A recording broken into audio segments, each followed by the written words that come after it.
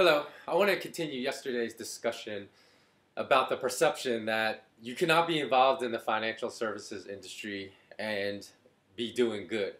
I know there are a lot of demagogues out there like Goldman Sachs's Lloyd Blankfein that absurdly said he was doing God's work as his firm was deceiving, cheating, and stealing from his clients. But I think that we have an opportunity here to produce a paradigm shift that a lot of people don't realize because things are so bad economically around the world. I mean, if we look at the suicide rates in the EU, they are skyrocketing right now due to people's sense of despair from what the financial services industry and the banking industry has done to them. So we have people in Spain committing suicide because banks are foreclosing on their homes and whatnot. But we can take something negative and make it into a positive. I always believe that. Although at times when things are really bleak, it is hard to step away from the small picture to see the big picture, that there's an opportunity there, and often we only realize those opportunities months or even years later, because at the time when we're so immersed in something that is a struggle, we cannot see the opportunity that's there. So this is something I want to talk about. As you know, most people build their character through struggle. It is not the good times that builds character in people. So people that have been born with a silver spoon in their mouths and have never struggled, you find they have very little character in them because, you know, I've trained in martial arts for a very, very long time, and we will often say that the strongest, hardiest sword is the one that has been forged through fire. So in other words, steel is hardened through fire. Any steel that has not gone through fire will crumble and will be brittle and crumble in battle. But the steel that's been tempered through fire time and time again is the one that will hold up in battle. So we are obviously going through a time of immense struggle right now. And it is a time when our spirits and our character can be developed to bring light in future years. Now, this is what I mean by this. Now, I've often heard a lot of people say, including my friends, that they want to be like Bill Gates, or they want to be like Warren Buffett, or they want to be like Carlos Slim. Now, the reason people say that is not because of their character. The reason people say that is because they're billionaires. So, the paradox with money is that everybody wants enough money not to worry about money. But we realize that this threshold is a lot less than what we think. If we have enough money not to worry about our shelter, about our food, about being able to travel occasionally for leisure and to visit friends, then that's basically really all the money you need in this world. So why do people strive to be billionaires? Why do people say, oh, I want to be like Bill Gates, I want to be like Carlos Slim? Because think about it, maybe this is what's wrong with society.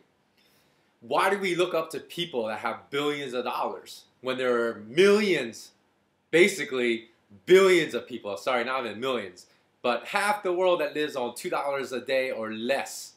And so we have billions of people starving, wondering if they're going to be able to eat, wondering if they're going to be able to feed their children today and tomorrow. Yet we admire people that hoard masses of wealth for themselves. Who cares if they give most of their money away when they die? Why don't they do anything with that money when they're living?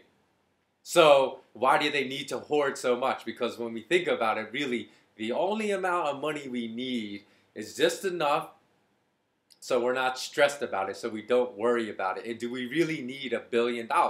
Think about it. People have $1 billion, have access to all kinds of opportunities that we do not have. So at a minimum, I would say they're making 10% a year return on that money. So I'm just talking about someone that has $1 billion. There are billionaires out there that have multiple of billions of dollars. So at $1 billion at 10% interest rate, they're making $100 million a year. Do you know if you divide that by 365 days? So this is just spending the interest, not even eroding the principal of their wealth.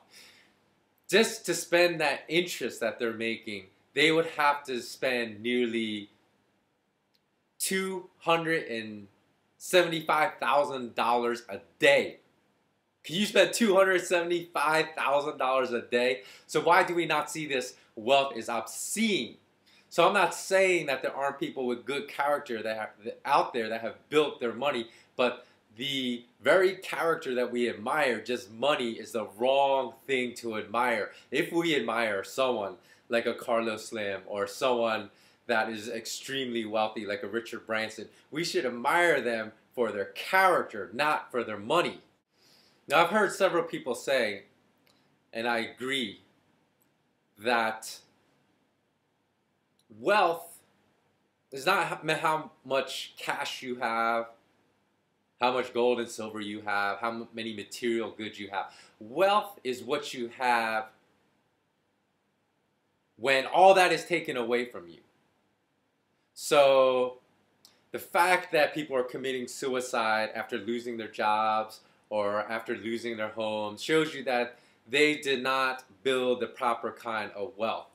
Because if all that is gone, have you taken the time to understand what is truly important in life? Have you taken the time to spread love, to spread happiness, so that people will help you out in times of trouble, instead of being all alone, solitary, to face your struggles when things go bad because you never took the time to build the proper wealth in life? Now, in regards to this topic, I'm going to tell you a personal story. And a lot of you that really know me know that I'm a really private person.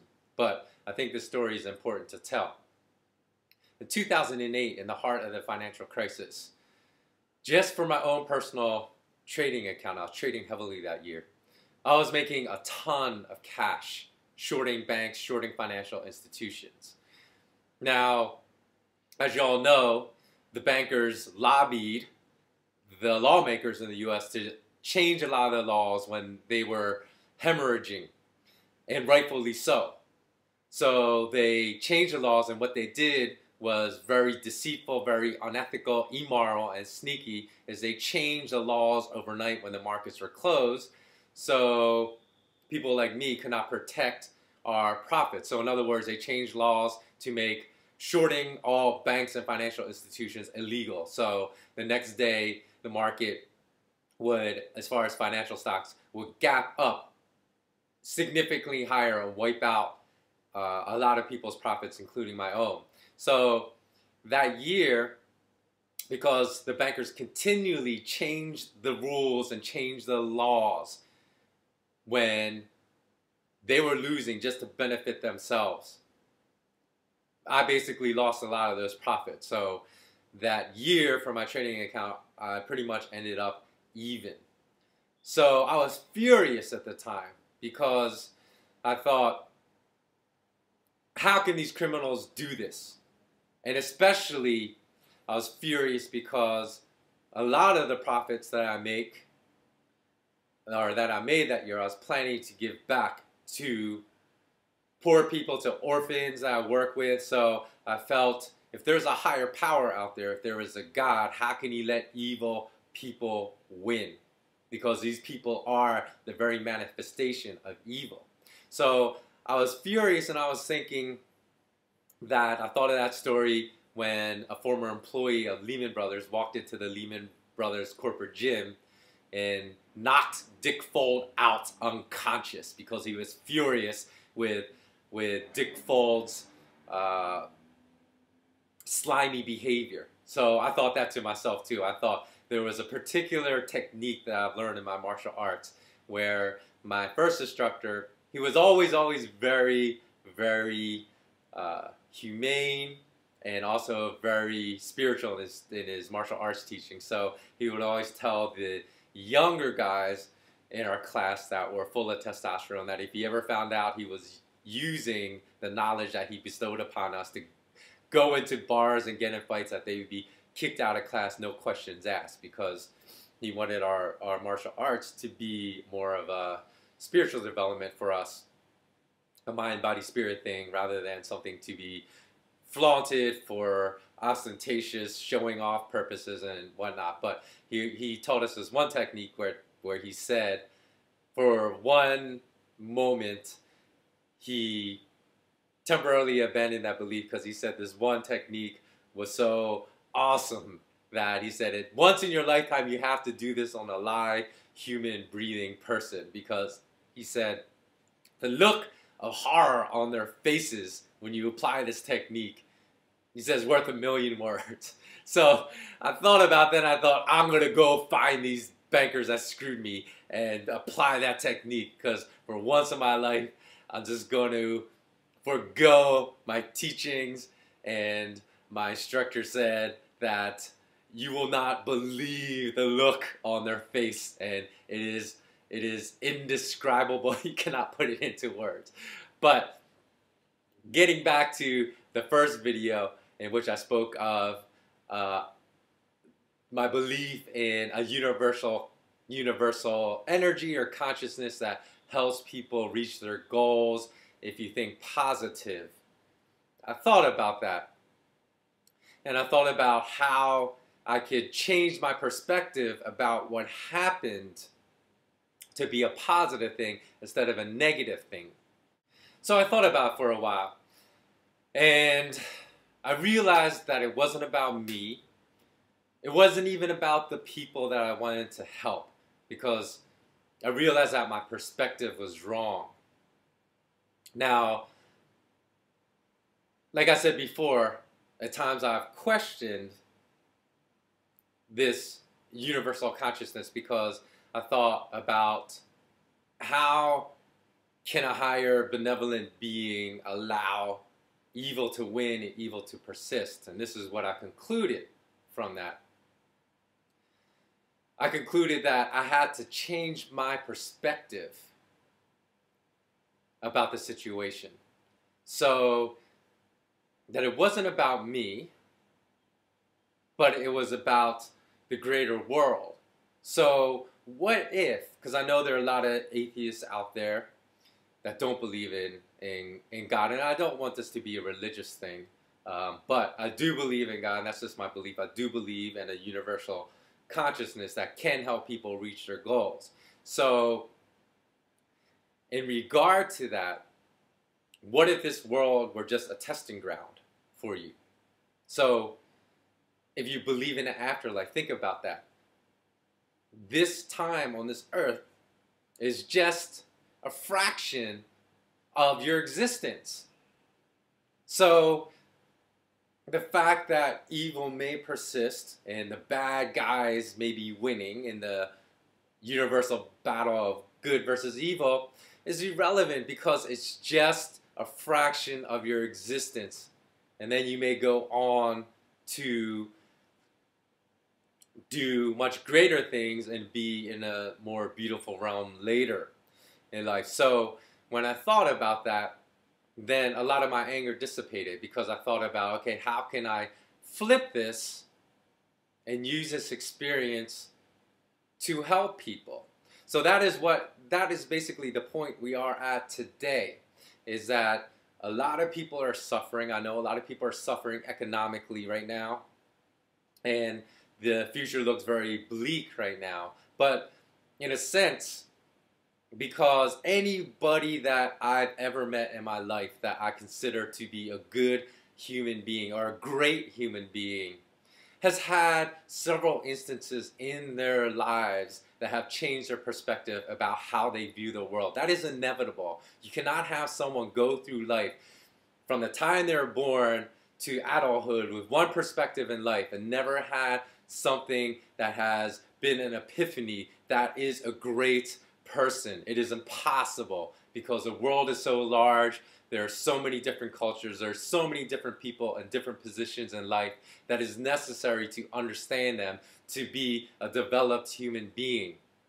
So I look at this as an opportunity, the struggle we are in now, because a lot of people that would not necessarily talk to each other, not unite, this is an opportunity for people to unite, because we have a common cause, and that is to make the world better and to prevent the bankers from ruining our future. So this is something that basically can bring us together instead of tearing us apart, if we only take this opportunity to change the world in whatever way you can. It doesn't matter if you are a creative artist like a photographer, a painter, or a musician, and you have a medium to express yourself, to change the opinion of pop culture in your society, or change people. You have the ability to change people's opinions no matter what industry you're in. So that is what we are trying to do here with Smart Knowledge U. I haven't got rich off of this, but we are changing the way people can look at financial services, where we can deliver financial services in a way that we can establish a bond of trust with our clients. And I believe, because of our philosophy of always standing firm to what we believe in, to espousing the truth, to trying to help others, and trying to help other people help others, I believe that is what has accumulated us and attracted people from 33 different countries to be our clients. Now, I think this is an opportunity again to change the lie that financial services are there to basically corrupt and abuse and take advantage of clients. That is a lie, and we can change the way people think about financial services going forward. As far as the global monetary system, even though I've called the global banking system fraudulent, criminal, it doesn't need to be either. Banking can be a good force. It's just that the people in control now have used the global banking system and monetary system to create a fraudulent, bogus Ponzi scheme that enslaves people and puts people in debt.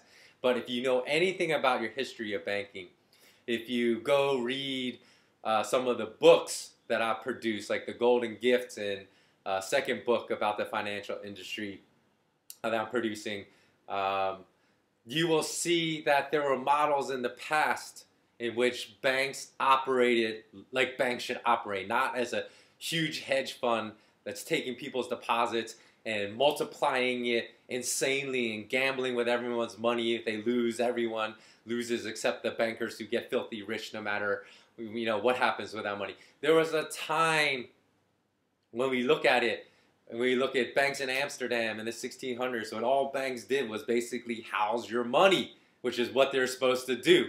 And so banking was a force of good. And when the reserve ratios of that bank were more than 100% of deposits, because they charged a nominal fee for services, and so the reserves actually grew more, and they weren't speculating on loans. So they would only give a small amount of loans out to people at nominal interest rates because they were all safe. So banking can be a force for good. So we have an opportunity to change that. And I think that's the way we need to look at this crisis now, is we need to flip it upside down and figure out how we can take that pyramid, which pushes money all the way to the top of that new world order, and just, I don't even think it's 1%. I think it's a fraction of 1% of the banking families, maybe there's a few thousand families that are truly benefiting from the way, the banking system